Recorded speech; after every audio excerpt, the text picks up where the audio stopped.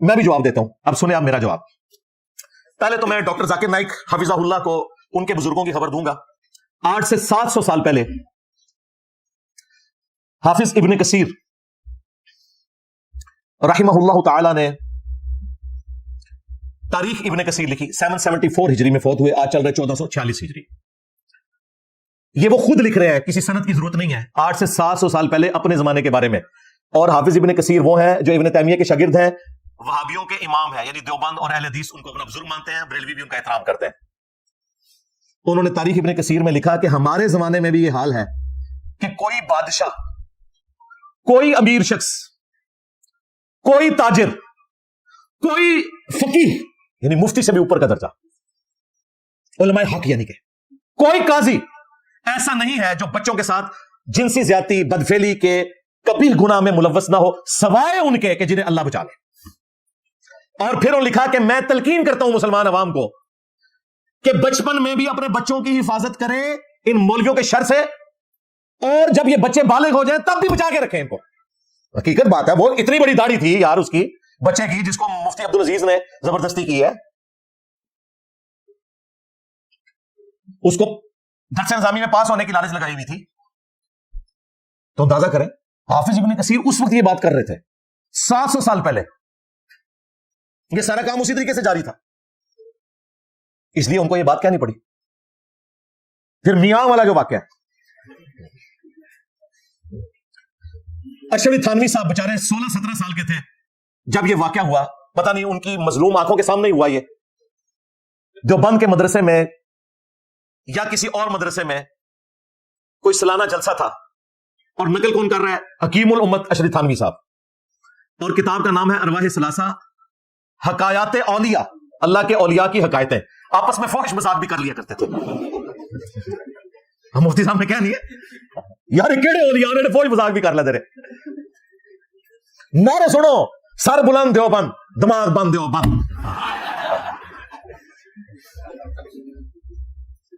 قاسم نوتوی نے مدرسہ دیوبند بنایا ہے, اور رشید احمد گنگوئی صاحب نے, وہ چونکہ چھوٹی عمر میں ہی فوت ہو گئے 47 سال کی عمر میں, بعد میں انہوں نے اس مدرسے کا سلسلہ چلایا. تو ایک جلسے کے موقع کے اوپر قاسم نوتوی صاحب کو رشید احمد گنگوئی صاحب نے پبلکلی 16-17 سال کے بچوں کی موجودگی میں ان کی روحانی تربیت کے لیے چارپائی پہ لٹایا, اور الفاظ ہیں عاشق صادق کی طرح ان کے سینے پہ ہاتھ رکھا اور کروٹ ان کی طرف کی, جیسے کوئی عاشق صادق کرتا ہے. یہ ذرا الفاظ ذرا آپ نے غور کر رہے ہیں, عاشق صادق. اور یہ عاشق صادق کا وہی مطلب ہے جو آپ سمجھ رہے ہیں, کیونکہ قاسم نوتوی نے کہا میاں کیا کر رہے ہو, لوگ کیا کہیں گے. ان کا لوگوں کو کہنے دو, جو بند دماغ بند.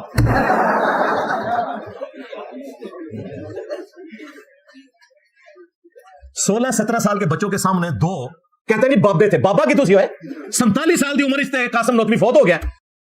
میری اس وقت قاسم نوتوی جتنی عمر ہے, میری 47 سال ہوئی ہے 4 اکتوبر 2024 کو, میری اتنی عمر تھی جب وہ فوت ہو گیا, اور واقعہ ہو سکتا ہے اس کا 20 یا 25 سال کی عمر میں ہوا ہو. تو مفتی عزیز بھی جو ہے وہ سفید داڑھی والا تھا, سامنے والا 20-25 سال کا تھا. نہیں کولو کاریے کرا دو. یہاں پہ یہ بات رکی نہیں ہے, یہ ٹرمینیٹر 2 آگے آئی ہے. پھر میاں 2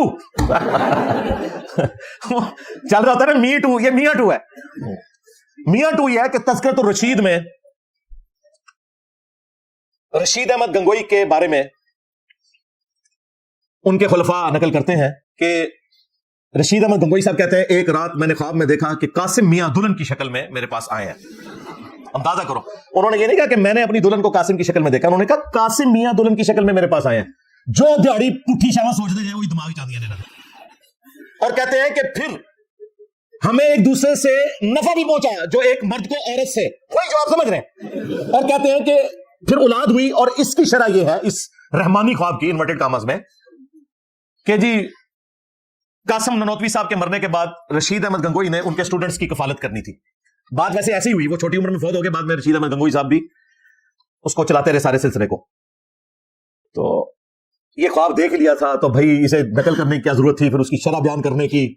اس سے آپ بچوں کو کیا درس دے رہے ہیں, مجھے بتائیں. جب دو استاد ایک مدرسے کے ایک دوسرے کو لٹا کے عاشق صادق کی طرح لیٹے ہیں, اور پبلکلی 16-17 سال کے بچوں کو آپ یہ میسج دے رہے ہیں کہ کل کو آپ کا استاد بلا کے آپ کو جائز طریقے سے المحنت کے مطابق سینوں کا فیض دینے کی کوشش کرے, تو آپ نے لیٹ جانا ہے استاد کے کہنے پہ. اور وہی مفتی عبد العزیز نے بھی بلایا تھا فیض دینے کے لیے، اس نے دے دیا. اچھا اس کے اوپر اعتراض کرتے ہیں، کہتے ہیں جی انجینئر کا دماغ ہی خراب ہے، وہ کہہ رہے ہیں کہ جی وہ غلط کام کر رہے تھے. اور بھائی یہ جو کچھ ہو رہا ہے کیا یہ درست ہے؟ یہ کس آیت میں کس حدیث میں لکھا ہوا ہے اور یہ کون سی تربیت ہو رہی ہے؟ اور دوسری بات، پبلک میں وہ اتنا ہی کر سکتے تھے نا. آگے میں نے بھی کوئی رپورٹ نہیں کیا، انہوں نے خود رپورٹ کیا خواب والا. درمیان کا مسنگ لنک جو ہے وہ آپ خود جوڑ لیں، سٹوری پوری بنتی ہے. چلے آپ جو درمیان والی ہے اس کو نکال بھی دے، شروع اور آخر والی کوئی یہ گوارا کرے گا ایسے مدرسے میں آپ اپنے بچوں کو داخل کرائیں جہاں کے بزرگان دین یہ حرکتیں کر رہے ہیں؟ اب مجھے بتائیں جن کے بزرگان دین یہ حرکتیں کر رہے ہیں ان کے سامنے بیٹھ کے آپ نے پھر سسٹر کو یہی کہنا ہے نا کہ سسٹر آپ کا سوال ہی غلط ہے، یہ کیسے ہو سکتا ہے کہ اسلامک معاشرہ ہو اور وہاں یہ ہو؟ جی ایسے ہو سکتا ہے کہ دیوبند بھی اسلامک ہے اور وہاں یہ سارا کچھ ہوتا ہے اور آج تک لیگیسی ٹرانسفر ہے. حافظ ابن کثیر کو تو کسی نے نہیں کہا کہ حضرت یہ کیسے ہو سکتا ہے کہ فقیہ ہو اور یہ کام کرتا ہو. جی حافظ ابن کثیر نے لکھا ہے، اور حافظ ابن کثیر انجینئر صاحب کی ویڈیوز دیکھ کے متاثر نہیں ہوئے تھے، وہ 700 سال پہلے ہیں. اور پھر چھوڑ دیں یار، مجھے تو حاجی عبد الوہاب صاحب نے رائے ونڈ میں ان جماعتوں کے اوپر پابندی لگا دی تھی ایسے بچوں کو جو لے کے جاتی ہیں جو ٹین ایجرز ہیں، جب تک کہ ان کے بڑے بھائی یا والد اس جماعت میں نہ ہو. وہ کہتے تھے بچوں کو جماعت میں نہیں لے کے جانا. اتنے واقعات رپورٹ ہو رہے تھے. تو حاجی عبد الوہاب صاحب کے دماغ میں کیڑا میں نے ڈالا تھا بھائی، انہیں ریئل ٹائم ڈاٹا مل رہا تھا کہ تبلیغی جماعت میں یہ سب کچھ ہو رہا ہے. ہماری لائف سٹوری میں آ کے لوگوں نے سٹوری سنائی ہے ماسک پہن کے کہ ہم بھی گئے تھے چلے میں، ہمارے ساتھ یہ ہوا. پھر تنگ آ کے انہوں نے حاجی عبد الوہاب صاحب نے، میں جو حضرات تبلیغی جماعت کا کام چلا رہے ہیں میں انہیں بالکل کرٹیسائز نہیں کر رہا، بڑے مخلص لوگ ہیں، لیکن کالی بھیڑیں موجود ہیں. جب تک آپ یہ نہیں مانیں گے نا کہ کالی بھیڑیں موجود ہیں اس وقت تک آپ اصلاح نہیں اپنی کر سکتے. سلام ہے پھر جناب گورے کو انہوں نے سپاٹ لائٹ فلم بنا دی ہے. ویٹیکن سٹی آپ سمجھ رہے ہیں ان کا امام کب ہے؟ کرسچنز کا. ان کے جتنے پاپ ہیں ان کے سارے جو کرتوت ہیں وہاں کی عورتوں کے ساتھ اور بچوں کے ساتھ انہوں نے پوری ویڈیو فلمز بنا دی ہیں ان کے اوپر. ان کے تو کوئی کرسچینٹی کے تشخص کو نقصان نہیں ہوا. یہاں مولویوں کے کرتوت کھولے کہتے ہیں اسلامی تشخص کو نقصان ہو رہا ہے. تشخص کو تو تمہارے مولوی نقصان پہنچا رہے ہیں جو منہ کالا کر رہے ہیں. جرم وہ کر رہے ہیں، ہم ذکر کر کے نقصان پہنچا رہے ہیں. جو نقصان پہنچا رہے ہیں وہ مظلوم ہے اور جو ہائی لائٹ کر رہے ہیں وہ ظالم ہے. تماشا لگایا ہوا انہوں نے. اور یہ جو بدفعلی والا عمل ہے، قرآن حکیم میں بدکاری کی اتنی مذمت نہیں آئی جتنی قوم لوط والے عمل کی مذمت آئی ہے. کم از کم 8 جگہ کے اوپر قرآن میں اسے ایڈریس کیا گیا جو قوم لوط کا واقعہ ہے. ان میں بھی جو سورہ ہود ہے، سورۃ الحجر ہے، اس میں تفصیل کے ساتھ اللہ تعالیٰ نے اس قوم پر جو عذاب بھیجا اس کا ذکر کیا. اور عذاب یہ ہے کہ بستی کو اٹھایا گیا، اس سے پہلے بستی کے جو لوگ تھے ہر ایک بندے کو اس کے حصے کا پتھر لگا اور پھر پوری بستی کو الٹ دیا گیا. اور یہی سزا ہے ایسا عمل کرنے والوں کے لیے. المصنف ابن ابی شیبہ میں موجود ہے.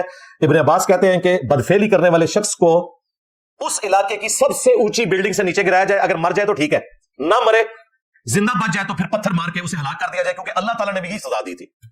اندازہ کریں کتنی سخت سزا ہے. جامعہ ترمذی میں حدیث موجود ہے، نبی علیہ السلام نے فرمایا فاعل اور مفعول دونوں کو قتل کر دو، اور یہ دونوں ملعون ہیں بشرطے کہ بالرضا کر رہے ہیں. اگر زبردستی کسی کے ساتھ ہوا ہے نا تو صرف پھر کرنے والے کو قتل کیا جائے گا، جو مظلوم ہے اس کے اوپر کوئی حد نہیں جاری ہوگی. کیا الفاظ ہیں کہ فاعل اور مفعول دونوں کو قتل کرو، اور یہ دونوں ملعون ہیں، اللہ کی لعنت ہے ان پہ. اور لعنت کس لیول کی ہے کہ جامعہ ترمذی میں حدیث موجود ہے کہ قیامت کے دن جو لوگ قوم لوط کا عمل کرتے ہیں، خواہ وہ کسی مرد کے ساتھ کریں یا عورت کے ساتھ کریں، وہاں بھی حرام ہے یہ والا عمل. اللہ تعالیٰ نگاہ رحمت نہیں فرمائے گا ان کی طرف قیامت کے دن.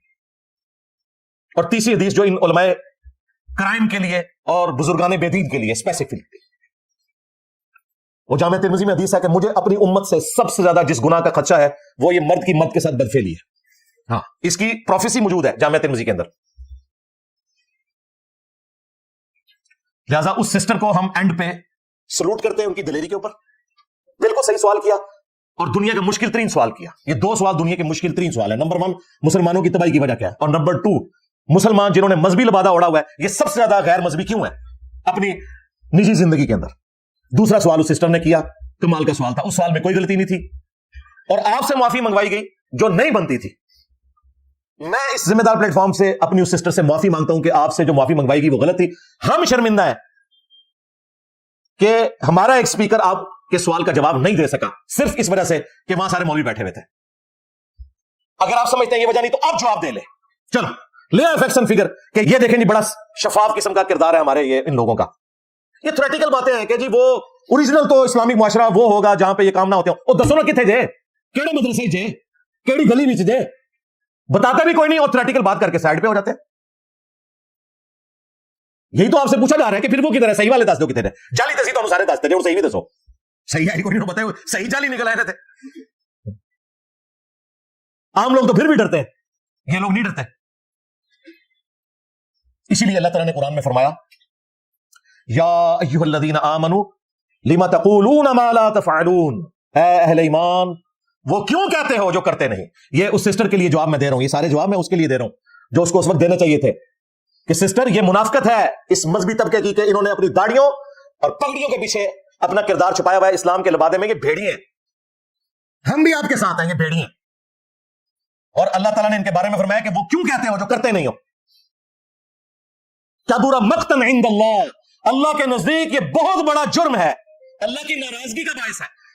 ان تقولوا ما لا تفعلون, کہ تم وہ کہو جو خود نہیں کرتے ہو. کیسے لوگوں کو بھاشن دے رہے ہوتے ہیں نیکی کے,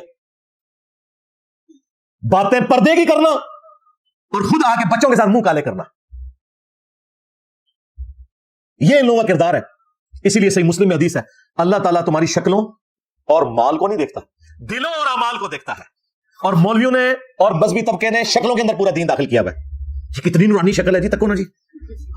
ظاہر ہے نہ کو مزدوری کرنی, چندے ہوتے پلنا, اے سی والے کمرے سے نکل کے اے سی والی مسجد میں اور وہاں سے نکل کے اے سی والی گاڑی میں, نور تو چڑھنا چمڑی ہوتے.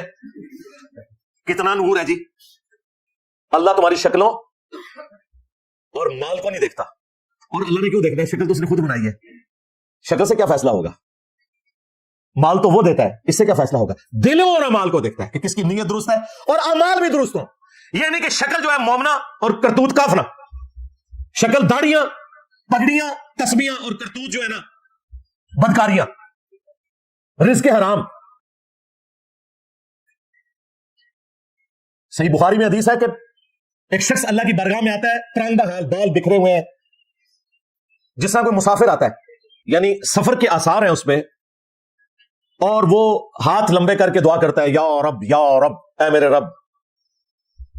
یعنی ایسی حالت ہے کہ لوگوں کو بھی اس پہ ترس آ جائے, لیکن وہ اس حال میں اللہ کے حضور دعا کر رہا ہوتا ہے کہ اس کا رزق حرام کا ہے, اس کا لباس حرام کا ہے جو اس نے پہنا ہوا ہے.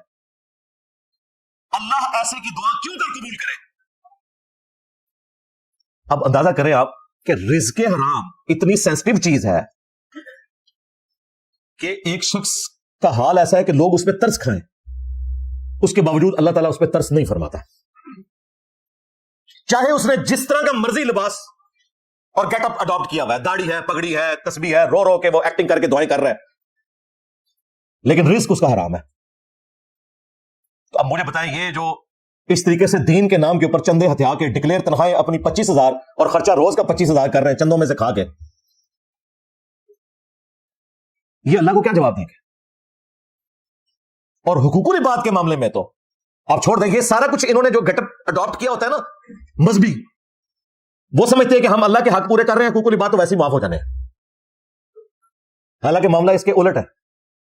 صحیح مسلم میں حدیث موجود ہے, جانتے ہو مفلس کون ہے؟ صحابہ کرام سے نبی الاسلام نے پوچھا. صحابہ نے کہا یا رسول اللہ ہم تو اسی کو مفلس سمجھتے ہیں جس کے پاس دنیا کا مال و متاع نہ ہو. آپ نے فرمایا میری امت کا مفلس وہ ہے جو قیامت کے دن پہاڑوں کے برابر نماز, روزہ, حج, زکات, نیکیاں لے کر آیا, لیکن اس حال میں کہ دنیا میں کسی کو مارا, کسی کو پیٹا, کسی کا خون بہایا, کسی کو ذہنی اذیت دی. وہ سب کے سب لوگ قیامت کے دن اللہ کے حضور حاضر ہوں گے اور کہیں گے یا اللہ آج ہم نے بدلہ لینا ہے اس داڑھی پگڑی والے سے, اس مفتی سے, ان بزرگان دین سے. اور وہ ایک ایک کر کے اس کی نیکیاں لیتے جائیں گے. کوئی قیامت کے دن تو بدلہ پھر نیکیوں کی شکل میں. ابھی بھی کچھ لوگ باقی ہوں گے کہ جنہوں نے بدلہ لینا ہوگا, لیکن اس بندے کی نیکیاں ختم ہو جائیں گی. اللہ تعالیٰ فرمائے گا کہ اس کی نیکیاں تو ہوگی ختم, اب تمہارے گناہ میں اس کے کھاتے میں ڈالوں گا. گناہ کیے ان لوگوں نے ہوئے ہیں جو ان بزرگان دین کے پیچھے چل رہے تھے, اور وہ کھاتے میں بزرگان دین کے ڈال گئے. لہٰذا وہ آدھی بات درست ہوئی جو یہ کہتے ہیں نا قیامت کے دن ہم آپ کے گناہوں کا بوجھ اٹھائیں گے, جی تسی چکو گے جہنم میں تسی جاؤ گے, جاؤ لو سامو. ہاں میں نے حدیث سے ثابت کر دیا کہ گناہوں کا بوجھ اٹھائیں گے اور پھر جہنم میں جائیں گے. تو حقوق العباد کا معاملہ بہت سینسٹیو ہے. خالی داڑھی پگڑی رکھ لینے سے, حفظ قرآن کر لینے سے, دینی باتیں کر لینے سے, مسجد میں ایک خطیب کی حیثیت سے بیٹھ جانے سے کوئی آخرت نہیں بننے والی اگر آپ نے اپنے کرتوت درست نہ کیے.